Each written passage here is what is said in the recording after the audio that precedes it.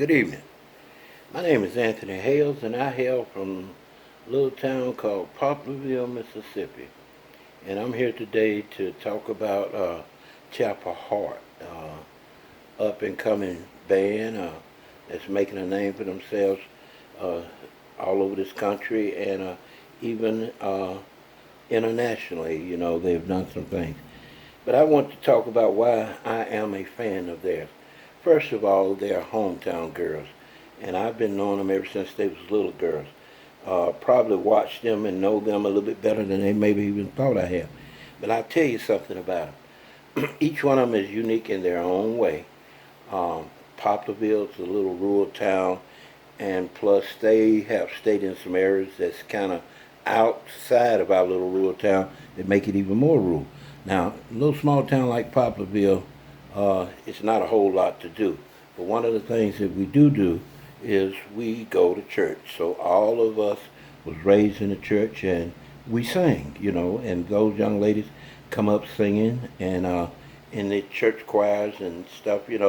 But now let's say something about the uniqueness of each one of them because I do know them quite well. Trey. Trey has always been the type of person that she just walked to a different beat. She didn't fit the mold of what you would say a normal young lady of her race and her age, and she did things a little different. She always, chose her own path to go. Danica, she came up in the church, singing, playing, and I just thought, hey, gospel, is she's gonna be the next greatest gospel artist. And Devin, on the other hand, she was kind of quiet and shy, and I'm not gonna say a late bloomer. She was just younger, and it took her a while to catch up. And I was really, really shocked when she became a part of the band because I never would have expected her, seeing her going down that pathway. But what I like about Chapel Hart is they have blended all of their experiences and their personalities into this group. And then they have partnered up and teamed up with somebody that have really introduced them, took them in depth into their music. And so when they, you can hear all of it in their music. You can hear the churchy background. You can hear the soulness in their voice, and you can also tell that they are country girls. And I think all that makes good blend of music and something that's unique and kind of set them apart, from everybody else. And I personally, I've been singing in churches and around here for years, and I like and I love all kind of music. But one of the things that as I matured, when I first got into music, it was all about the beat, the rhythm, and everything. But as I matured and learned more, I began to listen to the lyrics. So one special occasion for me was with Chapel Hart. They sing about their experiences. They sing about their feelings and the things that motivate them. So when they had came up here to do like an album release or just came back to pay homage, to their roots, and we met up in an area where we were all familiar with. We used to just hang out, they be out there, little kids playing, and us grown men, boys, we were doing our little thing, but we was watching over those kids too. But Danica talked about this song, "Some Daddies Do," and her inspiration for writing that song. And I love all their music. I mean, I like Les Truck. That's one of my favorite when I'm riding down the highway.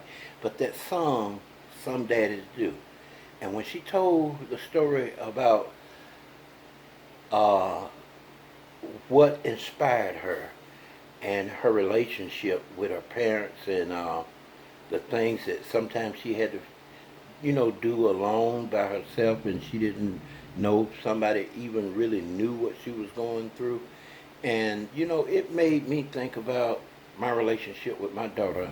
I have one daughter, and she's my baby. And I was known as a strict father. I got two older, sons that are older than her. So I was trying to make a man out of them. But when that girl came along, I was following those same strict rules, and I was very demanding, and I was a provider. I definitely would provide for her, but there were things that she needed beside me providing for me taking care of her. Anything that she needed, I could meet that need. But sometimes she just needed a hug.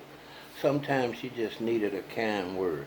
And I found myself examining myself and realizing that I had not been that. And just listening to Danica talk about what inspired her to write that song, it made me sit down and pen a letter to my daughter apologizing for all those times that maybe I should have been supporting her and uplifting her, not knowing the things that she was suffering alone by herself and probably felt like she had no support from me. And I tell you, our relationship has been much better. It really shocked her when I did it. And I mean, I was able to put my feelings into words, and that's what they do when they write their music. They put their feelings into words, then they put music to it, and they sing it, and it comes out something beautiful. I don't know how much of this clip is going to make it.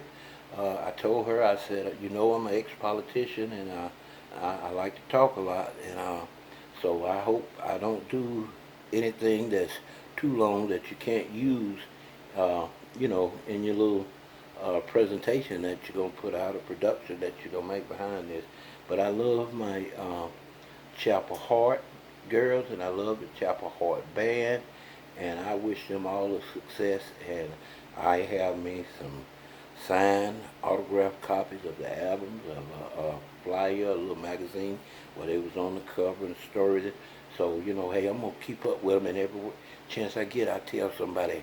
I know people all over the place, and whenever I know they're in somebody's town, I know I call them, I say, hey, you need to go check my girls out.